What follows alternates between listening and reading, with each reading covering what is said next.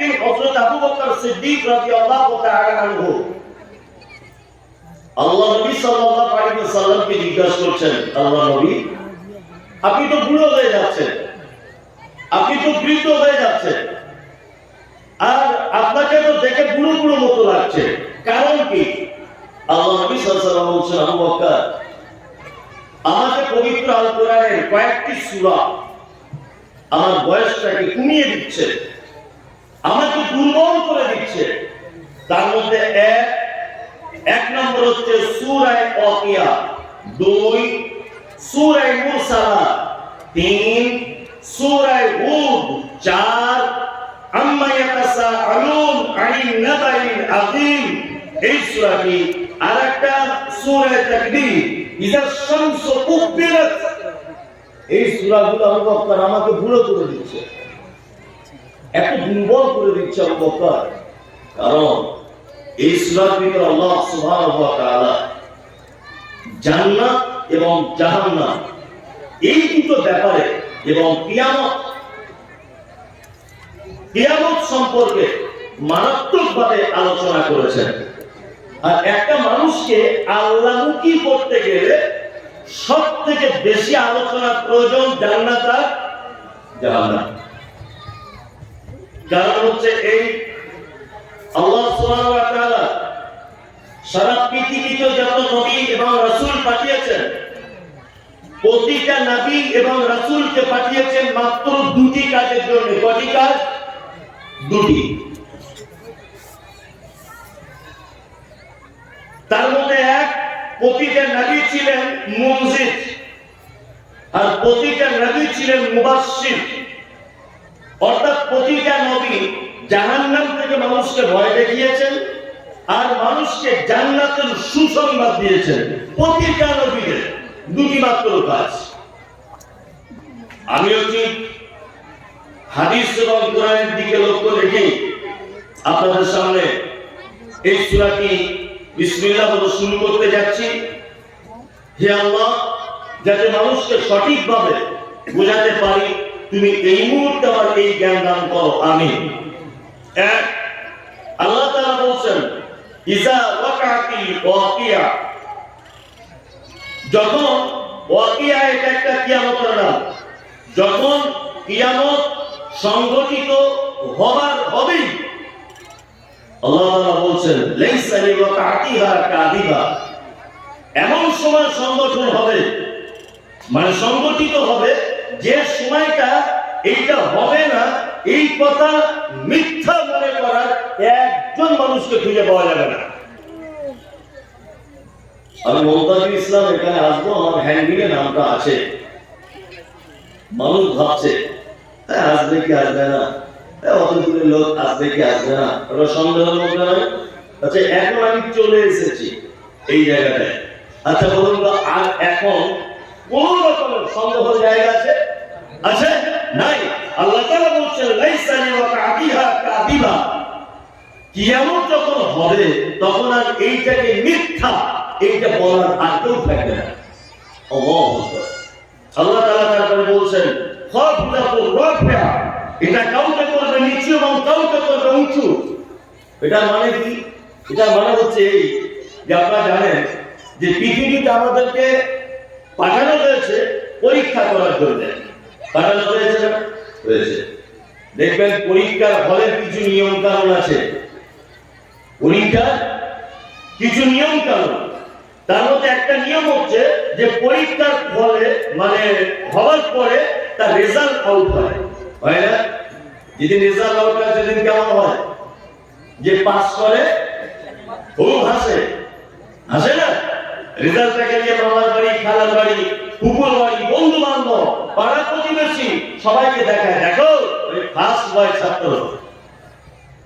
আর কেউ যখন ফেল করে কেমন হয়? তার মুখটা একেবারেই ছোট হয়ে যায়, একেবারেই ছোট হয়ে যায়। আল্লাহ তাআলা বলছেন, সেই দিন হাতে যখন আমলনামা দিয়ে দেওয়া হবে, কিছু মানুষ সেদিন আনন্দে উৎফুল্ল অবস্থায় থাকবে, আর যাদের ডান হাতে আমলনামা দেওয়া হবে, বাম হাতে যাদের দেওয়া হবে, তারা মনক্ষুণ্ণ অবস্থায়, লজ্জিত অবস্থায়, অপমানিত অবস্থায় কিয়ামতের মাঠে সেদিন তারা থাকবে। 3 দলে মানুষ বিভক্ত হবে কিয়ামতের মাঠে। কটা দলে? 3টে দলে। আসহাবুল ইয়ামিন, তারা থাকবে আরশের ডান দিকে, যাদের ডান হাতে আমলনামা দেওয়া হবে, বা আল্লাহ সুবহানাহু ওয়া তাআলা থাকবেন তার ডান দিকে থাকবে। নাম্বার 2, আসহাবুস শিমাল, এক শ্রেণীর মানুষ তারা থাকবে বাম দিকে, আর এক শ্রেণীর মানুষ আস-সাবিকুন আস-সাবিকুন, তারা থাকবে আল্লাহ সুবহানাহু ওয়া তাআলার সামনে। এলাকারা যারা সামনে থাকবে এরা হচ্ছেন নবীগণ, সিদ্দিকগণ, শহীদগণ। এরা থাকবেন আল্লাহ সুবহানাহু ওয়া তাআলার সামনে। আর এক শ্রেণীর মানুষ থাকবে ডান দিকে, আর এক শ্রেণীর মানুষ থাকবে বাম দিকে। ডান দিকের মানুষেরা জান্নাত চলে যাবে, সামনে দাঁড়িয়ে থাকা মানুষেরা তারা জান্নাত চলে যাবে। বিপদে পড়বে কারা? বাম দিকের মানুষেরা, যারা আল্লাহ তাআলার বাম দিকে থাকবেন। আল্লাহু আকবার। আল্লাহ তুমি আমাদের সকলকে ডান দিক কবুল করে নাও, আমিন। তাছাড়া বড় বিপদ হয়ে যাবে। বিপদগুলো একটা একটা করে বলছি আপনাদের সামনে। এক, দেখো পৃথিবীতে যার পরীক্ষা যত বড়, যার পরীক্ষা যত কঠিন, তার ফল কিন্তু তত ভালো। ভালো নয়? ভালো। আরেকটা কথা বলে রাখছি, দেখবেন প্রতিটা ক্লাসে একই রকমের পরীক্ষা হয় না। হয় ক্লাস 5 যে কোশ্চেন হয় মাধ্যমিকে কি সেটাই হয়? একটু হার্ড হয়, শক্ত হয়, তাই না? একটা ছেলে মাধ্যমিক পাস করেছে, তার ফলাফল সে টোটো চালাবে।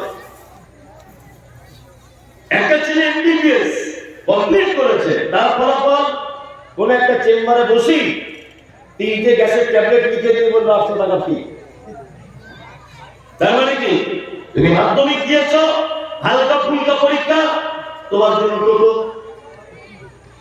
আর কেউ এমবিবিএস কড়া পরীক্ষা দিয়েছে, তার জন্য অবশ্যই 800 টাকা ফি, তাই না? তার মানে পরীক্ষা যার যত কঠিন, যার যত কঠিন পরীক্ষা, তার ফলাফল তত কি ভালো। আল্লাহ সুবহানাহু ওয়া তাআলা আমাদেরকে মাঝে সাঝে পরীক্ষা করেন না? বিভিন্ন রকম ভাবে করেন। আবার নবী রাসূলদেরকেও পরীক্ষা করেছিলেন। তবে আমাদের থেকে আরো কঠিন পরীক্ষার সম্মুখীন হয়েছিলেন নবী রাসূলগণ। প্রত্যেক নামাজে আমরা একটা দরুদ পড়ি। কি দরুদ?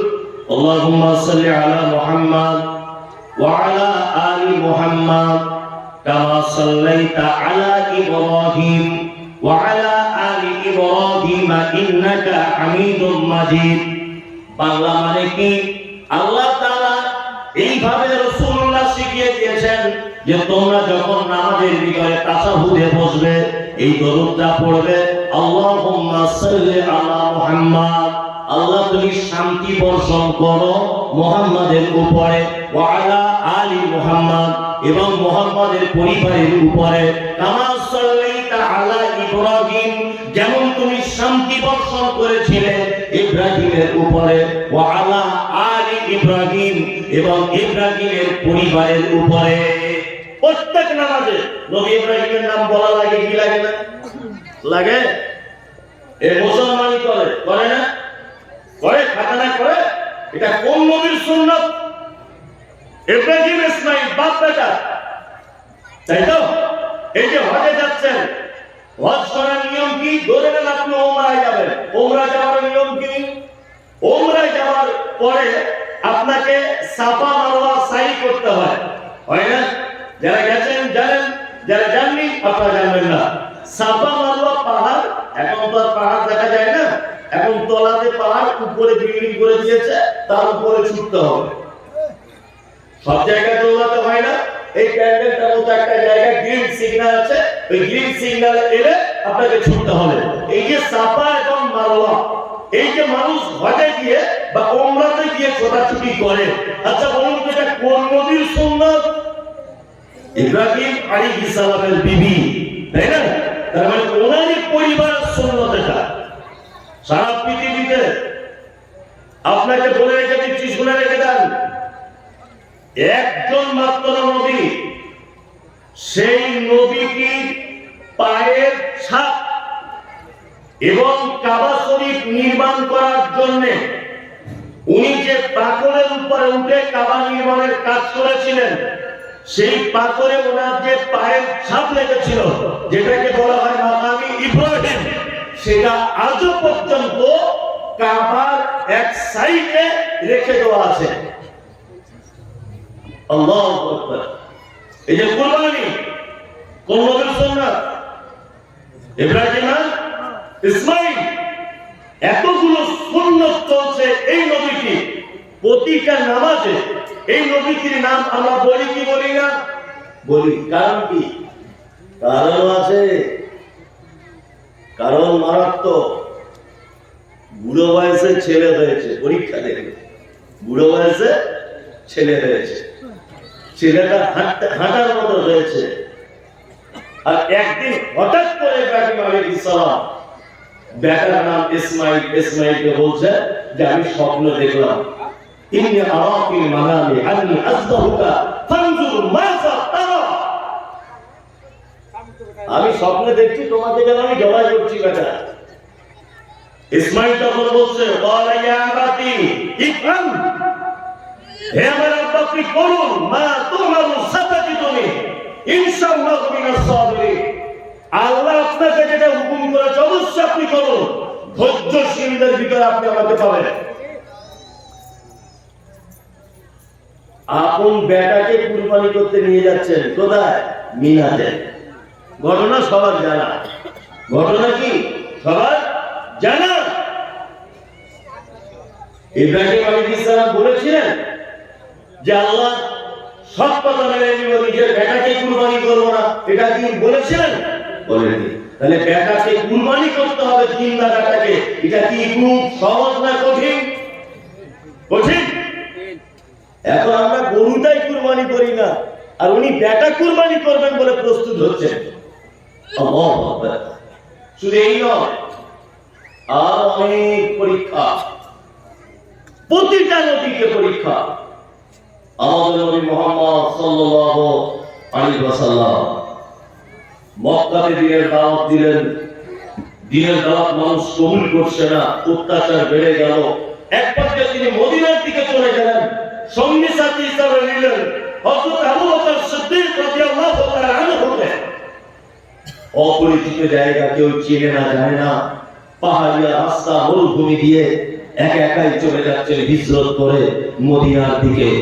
হাজারো বিপদ, সালাত আদায় করছেন, উটের ভূমি এসে তার মাথায় চাপিয়ে দেওয়া হয়েছে, তার পিঠে। এই নয়, রাস্তা দিয়ে চলছেন, গলায় রশি দিয়ে টেনে ফেলে দেওয়া হয়েছে। আল্লাহ নবী সাল্লাল্লাহু আলাইহি ওয়াসাল্লাম মক্কাতে ইসলাম প্রচার করতে করতে আল্লাহ নবী সাল্লাল্লাহু আলাইহি ওয়াসাল্লামের চাচা মারা গেলেন, আম্মাজান খাদিজাতুল কুবরা রাদিয়াল্লাহু তাআলা আনহা, তিনি মারা গেলেন। আল্লাহ নবী সাল্লাল্লাহু আলাইহি ওয়াসাল্লাম অসহায় হয়ে পড়লেন, একেবারে অসহায়। তিনি ভাবছেন যে মক্কাতে আর মনে হয় থাকা যাবে না, আমাকে মেরে দেবে, আমাকে চলে যেতে হবে তায়েফে। তায়েফে চলে গেলেন, তায়েফের লিডারদের বাড়ি, নেতাদের বাড়িতে বাড়িতে গেলেন, গিয়ে বললেন তোমরা ইসলাম গ্রহণ করো, আমি নবী, আমার কাছে আল্লাহ ওহী আসছে। নেতারা তখন বলছে আরে বদমাশ তো বহু কোয়ালিটি দেখেছি, তোমার মতো তো দেখিনি। বাচ্চা ছেলেদেরকে লেলিয়ে দেওয়া হয়েছে, মেরে রক্তপাত করা হয়েছে, মেরে এত রক্তপাত করা হয়েছে যে শরীরে রক্ত জমে যাচ্ছে।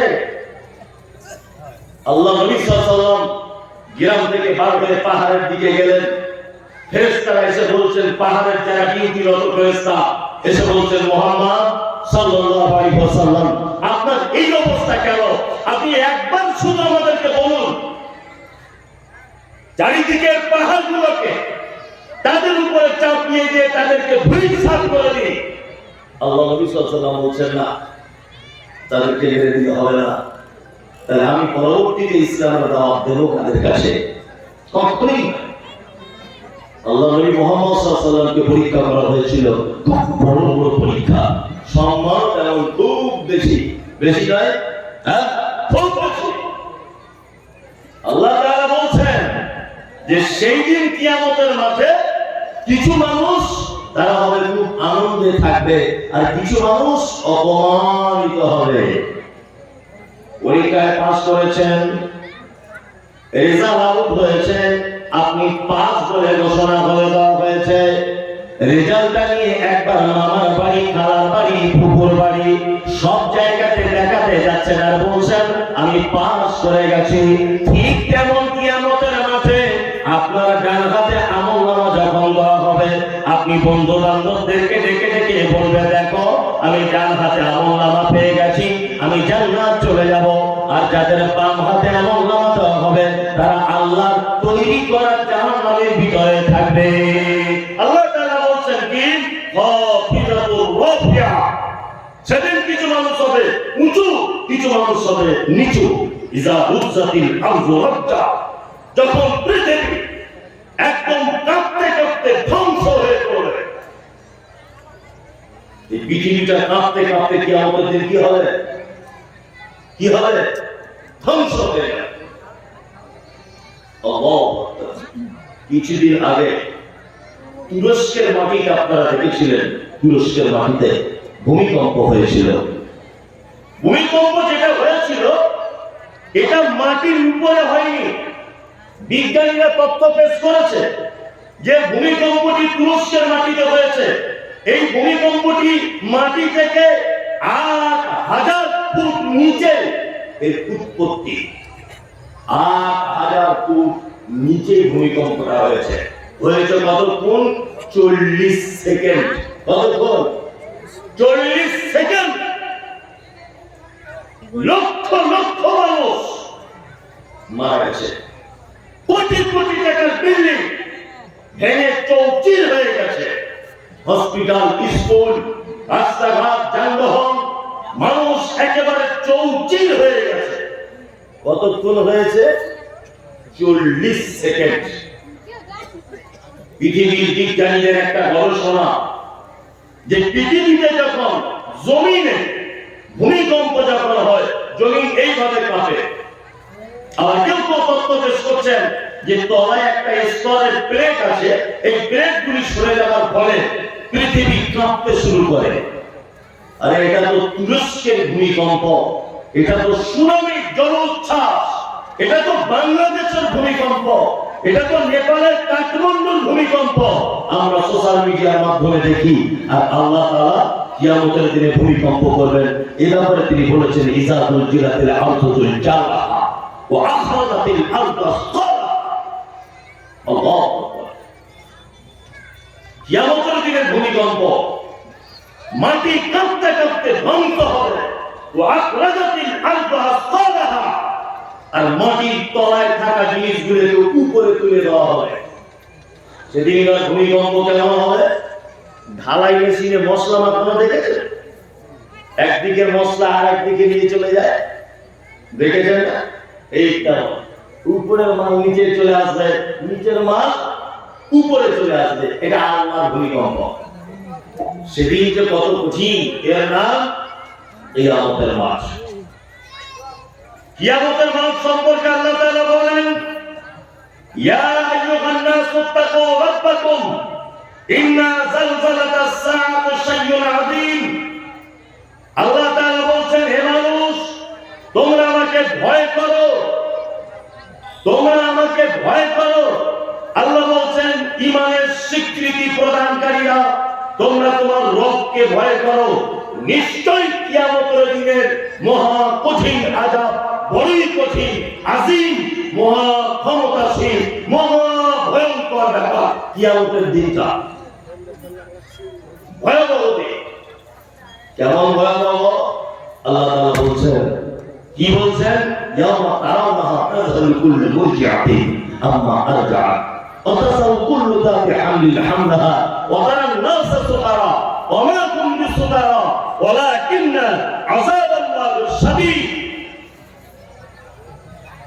কিয়ামতের দিনের বিভীষিকা বলতে গিয়ে আল্লাহ সুবহানাহু ওয়া তাআলা বলছেন সেদিন মা তার বাচ্চাকে দুধ পান করাতে ভুলে যাবে। নাম্বার 2, গর্ভবতী মেয়েরা যাদের পেটে বাচ্চা থাকবে নিচের দিক দিয়ে বাচ্চা পড়ে যাবে, তারা বুঝতে পারবে না। আল্লাহু আকবার। মানুষগুলিকে দেখতে পাওয়া যাবে মানুষরা সব যেন মাতালের মতো করে ঘুরছে। আল্লাহ তাআলা বলছেন ওমা হুম বিসুকারা, একজনও তারা মদ পান করেনি, ওয়ালাকিন্না আযাবাল্লাহু শাদীদ, শুধুমাত্র আমার কঠিন আযাবের ভয়ে মানুষ মাতালের মতো করে ঘুরবে। এর নাম কি আমাদের নাম?